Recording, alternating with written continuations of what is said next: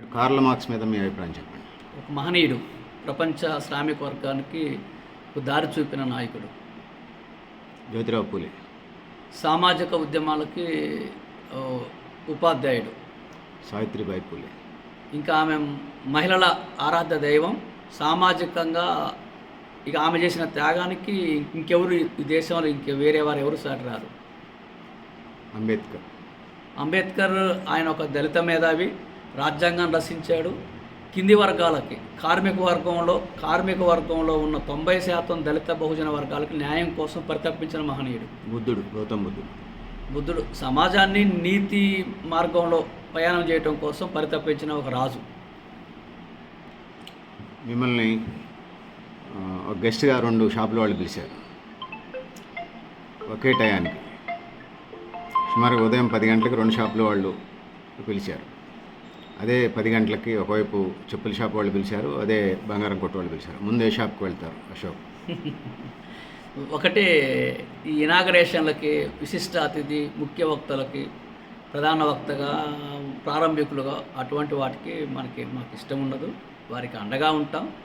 ఎక్కడైనా ఏ షాప్ పెట్టినా, చెప్పుల షాప్ పెట్టిన వానికైనా అండగా ఉంటాం, బంగారు షాపులు పెట్టే కార్మికులకైనా అండగా ఉంటాం. దాదాపుగా మేమైతే ప్రారంభోత్సవాలకి వాటికి వెళ్ళేటువంటి కల్చర్ నాకు లేదు, నేను పోలేను. తర్వాత కలిసి వస్తాను. ఇద్దరిని సమానంగా చూస్తూ ముఖ్యంగా చెప్పుల షాప్ వాళ్ళకి ఇంకా అండగా ఎక్కువగా ఉంటాం. ఆయనకి అండ అవసరం కాబట్టి. సన్మానాల పట్ల మీ అభిప్రాయం ఏంటి? సభలు సన్మానాలు చేస్తున్నారు కదా. ఈ మధ్య సన్మానాలు చేస్తున్నారు. ఒక ముఖ్యమైన ప్రముఖమైన సమాజం కోసం త్యాగం చేసిన వాళ్ళకి గుర్తించి చేస్తున్నారు. సో నేను అనేది ఏంటంటే, ఒక్కరిద్దరే కాదు, అందరూ సమాజం కోసం పనిచేయాలి. అందరూ ఊర్ల కోసం, కుటుంబాల కోసం త్యాగం చేస్తున్న వారే. కాబట్టి దాన్ని ప్రత్యేకంగా గుర్తించాల్సిన అవసరం లేదు. మనిషి, ఎందుకంటే జంతువు నుంచి మనిషి వేరుపడ్డాకనే మనిషి సంఘజీవి. కాబట్టి సమాజం కోసం పనిచేయటము అనేది ఒక మనిషి లక్షణం. కాబట్టి ఆ మంచి మనిషి ఎవరైనా మనంతో గుర్తించాల్సింది తప్ప సన్మానాలతో అదనంగా ఒరిగేది ఏముండదు. భారతదేశంలో కుల వ్యవస్థ ఉన్నది, మీరేం వర్గ సమాజం కోసం పనిచేస్తూ ఉన్నారు. నా ప్రశ్న ఏంటంటే, భారతదేశంలో 5 నుంచి 7,000 కులాలు ఉన్నట్టుగా వినపడుతూ ఉన్నది, వాస్తవం కూడా. దాన్ని భారత రాజ్యాంగం 4 కులాలు చేసింది. ఓసీ, బీసీ, ఎస్సీ, ఎస్టీ 4 చేసింది. మైనారిటీలు అంటే ఇటు ఓసీలోనో లేటు బీసీలోకి వస్తున్నారు కాబట్టి నేను ప్రత్యేకంగా మైనారిటీల గురించి స్పెసిఫిక్గా చెప్పట్లే. మైనారిటీలు అంటే ఏ మైనారిటీలు అయినా కానీ, ముస్లిం మైనారిటీ, క్రిస్టియన్ మైనారిటీ, బౌద్ధ, జైన్, సిక్. సో ఈ క్రమంలో బీసీ ఉద్యమాలు జరుగుతున్న క్రమంలో మీ బీసీల మీద మీ స్టాండ్ ఏంటో చెప్పండి. ఇప్పుడు మేము మనుషులని బీసీలుగా, ఎస్సీలుగా, ఎస్టీలుగా, ఓసీలుగా గుర్తించాం. మేము మనుషులందరినీ మనుషులుగా గుర్తిస్తాం. అందులో కష్టపడుతున్న వాళ్ళు, శ్రమ చేస్తున్న వారు, దోపిడీకి గురవుతున్న వారి పట్లగా అండగా ఉంటాం. అదే సందర్భంలో మనువాద భావాజాలంతో కులాల పట్ల, మతాల పేరిట, వర్గం పేరిట, జెండర్ పేరిట వివక్షలు, అంటరానితనము, అమానుషత్వం ఏదైనా ఉంటే మాత్రం దాని మీద కూడా చాలా సీరియస్గా మేము పోరాటం చేస్తాము. కాబట్టి కుల యాంగిల్లో ఫలానా దళితుడు తప్పు చేసినా దళితుడు కాబట్టి వదిలేయాలి, ఫలానా బీసీ తప్పు చేసినా వదిలేయాలి అనేది కాకుండా వర్గరీత్యా ఆయన పని, ఆయన పోరాటం, ఆయన దోపిడీకి గురయ్యే పద్ధతి, ఆయన పెద్ద వివక్ష వచ్చే పద్ధతి, దానికి వ్యతిరేకంగా నిలబడి పనిచేస్తాం తప్ప కులాల పేరిట మేము ప్రజల్ని గుర్తించాం. ప్రజలందరినీ గుర్తిస్తాం, జీవులందరినీ గుర్తిస్తాం. కమ్యూనిస్టులు విశాల దృక్పథంతో ఉంటాం. ప్రతి ప్రాణి పట్ల, ప్రతి జీవి పట్ల. ఇవాళ ఎంత కమ్యూనిస్టులు అంటే ఎంత విశాలత్వం ఉండాలంటే, గ్రౌండ్లో నీళ్లు లేకుండా చచ్చిపోతున్న గరిక మొక్క పట్ల కూడా స్పందించే లక్షణం కలిగి ఉండాలి. ఇవాళ నీళ్లు లేకుండా చనిపోయే పక్షుల పట్ల కూడా స్పందించే హృదయంతో ఉండాలి. గరిక మొక్కలకి, పక్షుల మీద స్పందించే మేము వివక్షలకు వ్యతిరేకంగా, దోపిడీకి వ్యతిరేకంగా వారు ఏ కులమైనా, ఏ మతమైనా, ఏ ప్రాంతమైనా సరే పోరాటం చేసే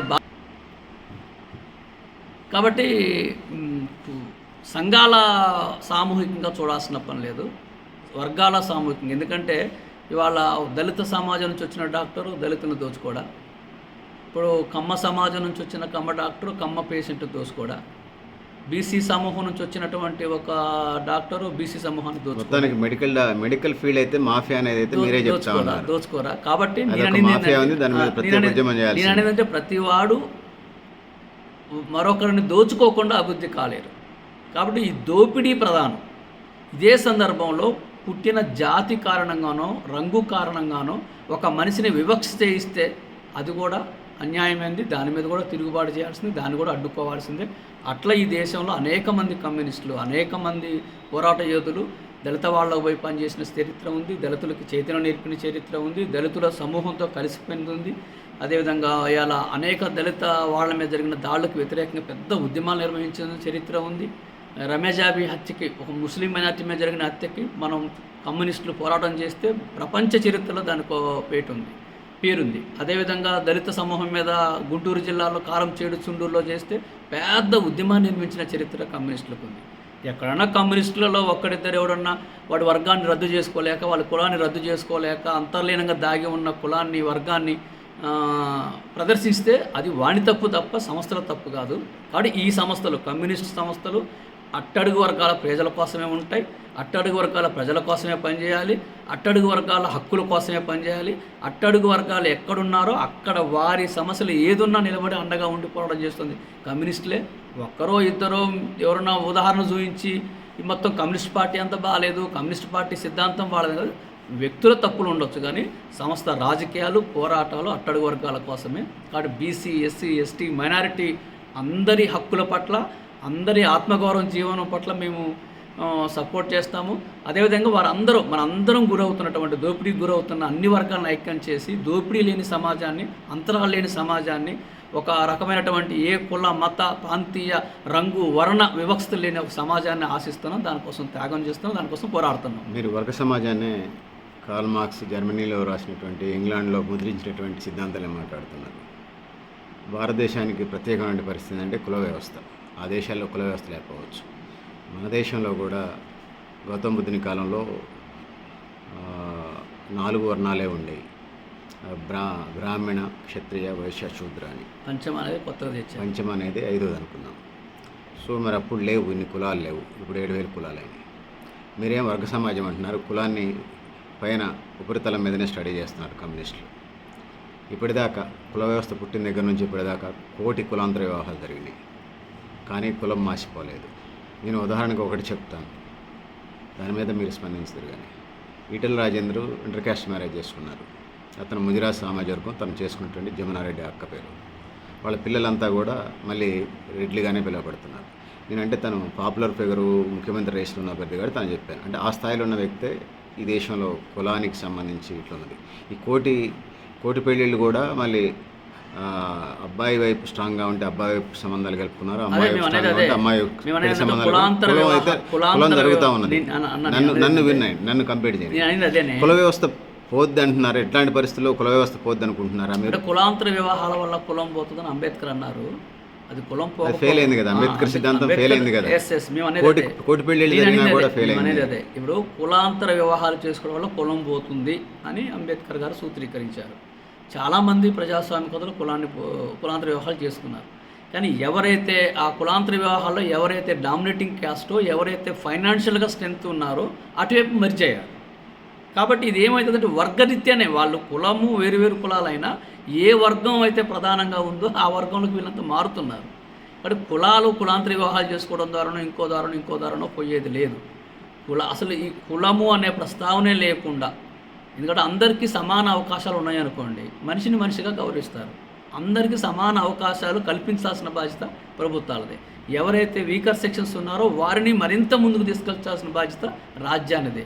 ఇప్పుడు దాకా ఏంటంటే పేరంతా పేదలది, ప్రాణంతా పెద్దలది. పేరంత పథకాలన్నీ పేదలకు ఇక్కడిచ్చే చిన్న ఇస్తున్నారు, అక్కడ 1000 కోట్లు ఇస్తున్నారు. అట్లా కాకుండా సంపదను అందరికీ సమానంగా, ఆస్తిలో అందరికీ హక్కుని కల్పించారనుకో, ఆ హక్కు, ఆస్తి వస్తే ఆత్మగౌరవం వస్తుంది, ఆత్మగౌరవం వస్తే జ్ఞానం వస్తుంది, ప్రశ్నించే విషయం వస్తుంది. ప్రశ్నిస్తే ఎదుటివాడు మారేటువంటి అవకాశం ఉంది, లేకుంటే పోరాటం చేస్తే మారేటువంటి అవకాశం ఉంది. ఇక్కడ చట్టాలను కూడా పకడ్బందీగా అమలు చేస్తే మారేటువంటి అవకాశం ఉంది. ముఖ్యంగా ఏంటంటే విద్యా వ్యవస్థను తీసుకోవాలండి. మనం విద్యా వ్యవస్థను తీసుకొని ఏదైతే బుర్రలో మనువాదపు భావాజాల పాతకాలపు బూజుందో, ఈ జెండర్ వివక్షత పట్ల, తర్వాత కులం పట్ల, మతం పట్ల, రంగు పట్ల, వర్ణం పట్ల వీటన్నిటిని పోయించేటువంటి సిలబస్ని బోధించాలి. అప్పుడు మాత్రమే కొంత మార్పు వచ్చేటువంటి అవకాశం ఉంది. వనరులపై సమానమైనటువంటి హక్కులు కలిగినప్పుడు పోయేటువంటి అవకాశం ఉంది. నాది ప్రశ్న, మిమ్మల్ని కమ్యూనిస్టుల్ని మీరు ఈ ప్రశ్న అడగాలని నా చెవులేమంటే రక్తాలు గారు ఎలాగ అడుగుతూ ఉన్నారు. మీ కమ్యూనిస్టులు ఎప్పుడు ఇవే డైలాగులు కొడుతున్నారు అనేది.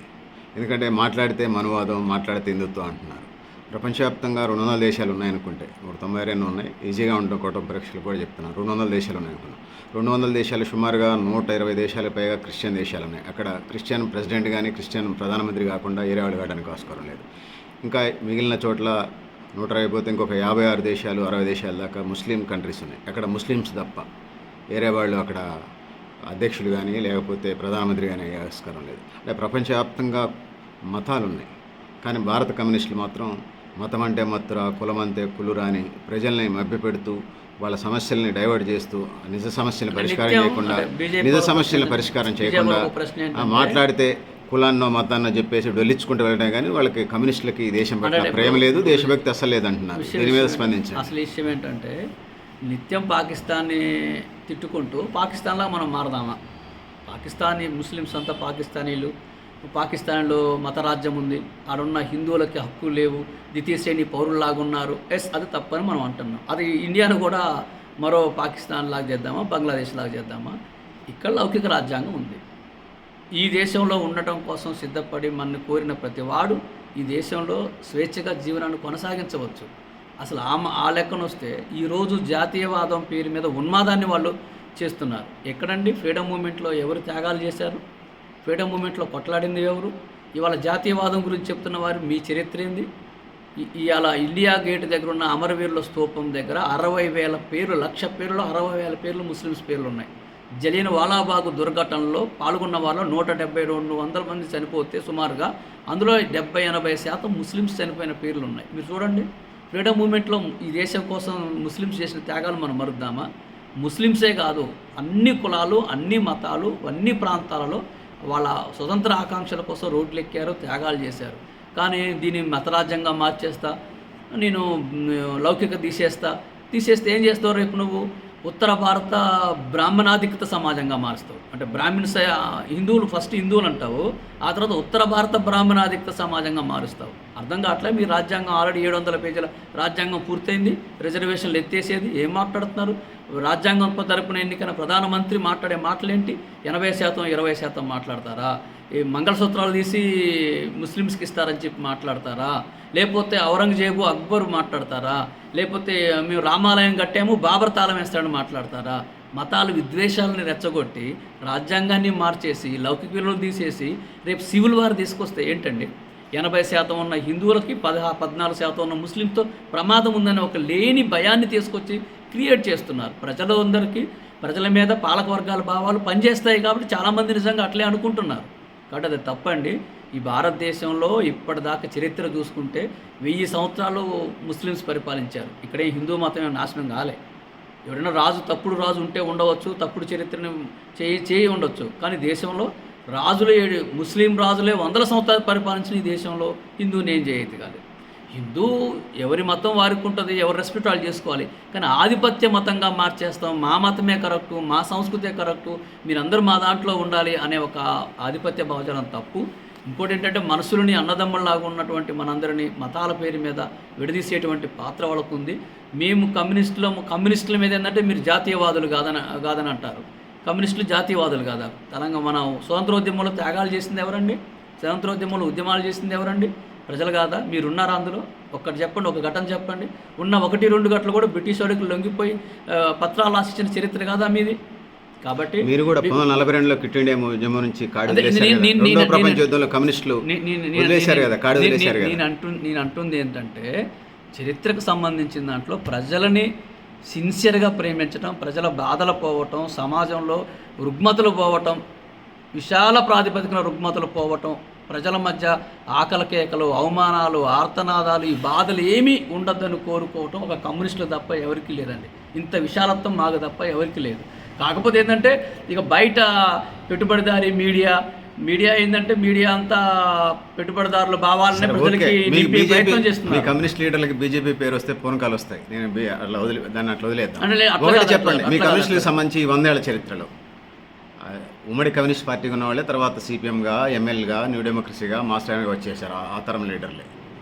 ఇప్పటిదాకా బీసీలకి, ఎస్సీలకి, ఎస్టీలకి సంబంధించి మీ ఉన్న అన్ని కమ్యూనిస్ట్ పార్టీలు శ్వేతపత్రం విడుదల చేయగలరా? బీసీలకి, ఎస్సీ, ఎస్టీలకి ప్రధానమైనటువంటి పోస్టులు జాతీయ స్థాయిగా ఎదిగిన లీడర్లకు సంబంధించి 100 ఏళ్లకు సంబంధించి ఇప్పుడు ఏమైనా శ్వేతపత్రం విడుదల చేయడానికి అవకాశం ఉందంటారా?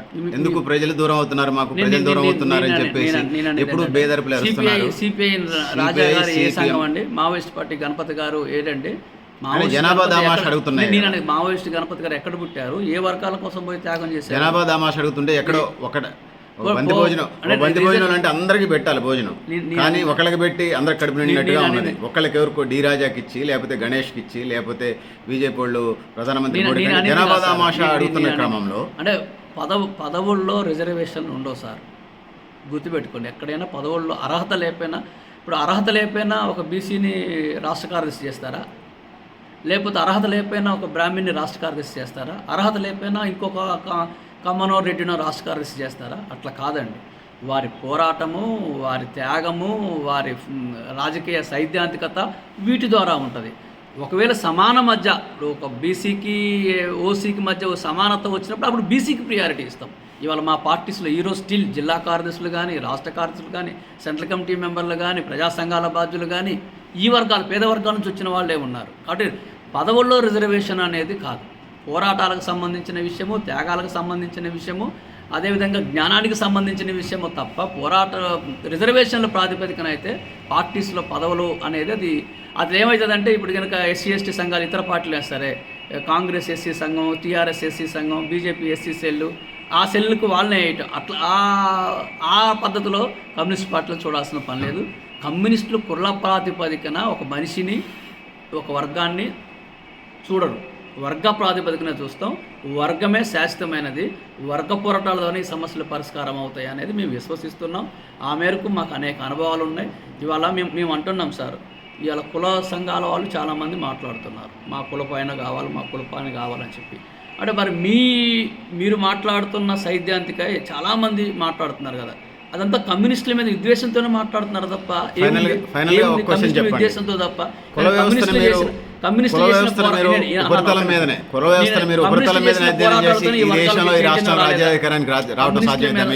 చేసిన పోరాటాలతో ఈ వర్గాలకి చైతన్యం రాలేదా? కమ్యూనిస్టులు చేసిన పోరాటాలతో ఈ వర్గాలకి ఆత్మగౌరవం రాలేదా? కమ్యూనిస్టులు చేసిన పోరాటాలతో ఈ వర్గాలు చదువుకొని, జ్ఞానం వచ్చి, ప్రశ్నించే తత్వం నేర్చుకొని ఇవాళ పాలక వర్గాన్ని ప్రశ్నించాల్సిన వాళ్ళు కమ్యూనిస్టులే ప్రశ్నిస్తే ఎట్లా? ఇవాళ మన రాష్ట్రంలో ఒక దళిత సంఘం నేత బీజేపీ కాళ్ళ దగ్గర ఉన్నాడు, మీరు వారిని ప్రశ్నించండి. ఈ మనువాదులు ఏ వర్గాలని, ఇవాళ అంటరాని ముట్టరాని గుడికి రాని వర్గాలని ఎవరు కాళ్ళ దగ్గర ఎవరు తీసుకెళ్తున్నారు? మీరు అది చూడరా? జీవితం అంతా దళిత ఉద్యమాన్ని నాయకత్వం వహించిన మనిషి, జీవితం అంతా వర్గీకరణ కోసం మాట్లాడిన మనిషి ఇవాళ బీజేపీని కౌగిలించుకొని అందరికీ బీజేపీ ఓట్లు వేస్తే బీజేపీ సిద్ధాంతం ఏంటో తెలియదా? బీజేపీ సిద్ధాంతం మనువాదం అంటే ఏ వర్గాలని బడికి రాణిస్తారు, ఏ వర్గాన్ని గుడికి రాణిస్తారు, ఏ వర్గాన్ని ఆత్మగౌరవం ఉండిస్తారు. పెళ్లి రోజు గుర్రపు స్వారీ చేసినందుకు చంపేశారు. గుజరాత్లో చచ్చిన ఆవు తోళ్ళు తీస్తుంటే కొట్టి చంపారు. అన్నం ఆవు మాంసం ఫ్రిడ్జ్లో ఉందనే పేరిట ముస్లిమ్స్ కొట్టి చంపారు. ఈ వాస్తవాలు కావా? ఈ అవాస్తవాలు కావా అంటున్నాం మేము. కాబట్టి దళిత సంఘాల పేరిట, కుల సంఘాల పేరిట చాలామంది ఆ వర్గాల కోసం సిన్సియర్గా పనిచేస్తున్నారు, వాళ్ళందరినీ మేము రెస్పెక్ట్ చేస్తాం. కానీ దళిత సంఘాలు, కుల సంఘాలు బ్యాంకు బ్యాలెన్సులు పెంచుకోవడం కోసం ఉన్న వారి పట్ల మాకు అభ్యంతరం ఉంది. ఇక్కడ అంబేద్కర్ని ప్రేమించిన వాళ్ళు మార్క్స్ని ప్రేమిస్తారు, మార్క్స్ని ప్రేమించే వాళ్ళు అంబేద్కర్ని రెస్పెక్ట్ చేస్తారు. కానీ మేము అంబేద్కర్ని రెస్పెక్ట్ చేస్తాం, మార్క్స్ని ద్వేషిస్తామంటే మాత్రం వారిని మేము అనుమానించాల్సిన అవసరం ఉంటుంది. ఎందుకంటే ఈయన వర్గం విముక్తి కోరారు, ఆయన దళితుల విముక్తి కోరారు. వీరిద్దరూ వేరు కాదు, వీరు సిద్ధాంతాలు వేరు. కానీ ఏ వర్గాల, అట్టడుగు వర్గాలు ఏవైతే వర్గాలు ఉన్నాయో ఆ వర్గాల విముక్తిని కోరుకున్నవారు. కాబట్టి మార్క్స్ని ప్రేమించే వాళ్ళు అంబేద్కర్ని రెస్పెక్ట్ చేస్తారు, అంబేద్కర్ని రెస్పెక్ట్ చేసే వాళ్ళు మార్క్స్ని ప్రేమిస్తారు. కానీ ఇది లేకుండా పాలక వర్గాలకి మేము చేస్తాం. ఎన్ని కుల సంఘాలు ఎన్నికలు వచ్చినప్పుడు రోజు సంవత్సరం అంతా మాతో మాట్లాడే వాళ్ళంతా ఎన్నికలు వచ్చినప్పుడు మీరు ఎవరు ప్రచారాలు చేస్తారు, ఎవరితో ఆత్మీయ సమ్మేళనాలు పెడతారు, ఎవరి డబ్బులు పంపిణీ చేస్తారు, ఎవరి కారుల్లో మీరు తిరుగుతారు? అనేది ఏంటంటే కమ్యూనిస్ట్ పార్టీలు కులాన్ని ఉపరితలం మీదనే అధ్యయనం చేస్తూ వర్గమే డెప్త్ అని చెప్పేసి బొగ్గుబాయిల్లో, కోల్ మైన్స్లో తవ్వినట్టుగా వర్గాన్ని తవ్వుతూ కులానికి వచ్చేసరికి, ముఖ్యంగా భారతదేశంలో కులానికి వచ్చేసరికి ఉపరితలం మీదనే సీసీ రోడ్ల మీద వెళుతూ భారతదేశంలో కమ్యూనిస్ట్ పార్టీలు రాజ్యాధికారానికి వస్తాయని భావిస్తున్నారా? మేము సిపిఎంఎల్ ప్రజాపంద, సిపిఎంఎల్ మాస్ లైన్, కులం అనేది ఉపరితల అంశం కాదు. కులము పునాది ఉపరితలాల కలయిక. మీరు రాసి పెట్టుకోండి. మా సంఘము మాస్లేను ప్రజాపంద రెండు మేము భావించి రాసి పెట్టాము. కులము పునాది ఉపరితలాల కలయిక. కాబట్టి వర్గం ఎంత ప్రధానమైందో కులము అంతే ప్రధానమైంది. వర్గ దోపిడీకి వ్యతిరేకంగా ఎట్లా పోరాటం చేస్తామో కుల వివక్షకి వ్యతిరేకంగా కుల నిర్మూలన కోసం అట్లనే పోరాటాలు చేయాలి అనే స్వభావం కలిగిన వాళ్ళు, అనే రాజకీయ కర్తవ్యం కలిగిన వాళ్ళు రాబోయే రోజుల్లో వర్గాన్ని కులాన్ని సమన్వయం చేసి దోపిడీ వర్గాన్ని కూల్చి అట్టడుగు వర్గాలని పేద వర్గాన్ని రాజ్యాధికారం తీసుకొచ్చి ఆకలి కేకలు, ఆకలి బాధలు, ఆర్తనాదాలు, అవమానాలు ఏమీ లేని రాజ్యాన్ని తీసుకురావడం కోసం మాలాంటి వేల మంది కార్యకర్తలు తమ జీవితాలని రంగరించడం కోసం సిద్ధంగా ఉన్నారు. మా సిద్ధాంత వేళలో మేము పనిచేస్తున్నాం. మేము ఇంకా చాలా నేర్చుకోవాలి, మేము ఇంకా చాలా మారాలి. మార్పు అనివార్యం, మార్పు తప్పనిసరి. మా ప్రతిదీ మారుతుంటుంది. అటువైపు మా పార్టీలు, కమ్యూనిస్ట్ పార్టీలు మారుతున్నాయి, మారాల్సిన స్థితి ఉంది, మారేటువంటి పరిస్థితి కూడా ఉంది. దృశ్యం మారుతుంది కానీ కమ్యూనిస్ట్ పార్టీలో కొన్ని పార్టీలు దృష్టి మారట్లేదు. మా మాసలైనగా ప్రజాపందగా దృశ్యం ఏది ఉందో దృష్టి దాని మీద పెడుతున్నాం. దృశ్యం ఒకటి దృష్టి ఒకటిగా మేము లేము. మేము మా కంటికి కనిపిస్తున్న దృశ్యం మీద ఆలోచిస్తున్నాం, మారుతున్నాం, మాట్లాడుతున్నాం. మేము మరింతగా పేద వర్గాల దగ్గర కావడం కోసం, మరింతగా వర్గపురాలు నిర్మించడం కోసం, మరింతగా అంటరానితనం, అమానుషపు అంటరానితనానికి ఇటువంటి వాటికి కుల నిర్మూలన కోసం, కుల అణచివేతకు వ్యతిరేకంగా పోరాటం చేసే కర్తవ్యాలు తీసుకుంటున్నాం. అట్లా తీసుకుంటే ఇవన్నీ ప్రాక్టీస్లో ఇంకా మారాల్సింది ఉంది. 100% మేమే కరెక్ట్ అని మేము అనట్లేదు, కానీ కరెక్ట్గా ఆలోచిస్తున్నాం. ఎక్కడన్నా తప్పు ఉన్నప్పుడు మా కూడా కోసం సిద్ధంగా ఉన్నాం. అలా మార్పుకు సిద్ధమైన వాడే కమ్యూనిస్టు, మారని వాడు పిడివాది. వాడు కమ్యూనిజం పేరు మీద ఉన్న పిడివాది. వాడు ఆ పిడివాదులతో సమాజాన్ని ఫైనల్గా ఒక విషయం చెప్పండి. కమ్యూనిస్ట్ పార్టీలు ఏ కమ్యూనిస్ట్ పార్టీని కదిలించినా కూడా పేదల కోసం అంటారు. 100కి 60% ఉన్నటువంటి బీసీలు ఇంకా ఈనాటికి కనీసం గ్రామ పంచాయతీలు వార్డు నెంబర్ గల ఒక గవర్నమెంట్ ఉద్యోగం పొందని కులాలు ఉన్నాయి. ఎస్సీ ఎస్టీల కంటే రాజ్యాంగం ప్రకారం వాళ్ళ వాటా వాళ్ళకి వస్తుంది. 100కి 60% ఉన్న బీసీ కులాలు మరి అంటే మేజర్ పార్ట్ వీళ్ళే ఉన్నారు. అంటే బీసీల అభివృద్ధి దేశాభివృద్ధి, దేశాభివృద్ధి బీసీల అభివృద్ధి అనే ఒక క్రమంలో మరి పేదలు బీసీలో లేరా? మరి ఎందుకు వీళ్ళని పట్టించుకోవట్లేదు? ఇంకా వర్గ సమాజం దీనికి సంబంధించిన ఒక చారిత్రక వాస్తవం ఏంటంటే మేమెంతో మాకంత అనే ఒక నినాదం అనేది చాలా న్యాయమైంది. ఆ నినాదానికి ఎవరు ఎంత షేర్లో ఉన్నారో వారికి అంత రావాల్సిందే, వారికి అన్ని అవకాశాలు కల్పించాల్సిందే.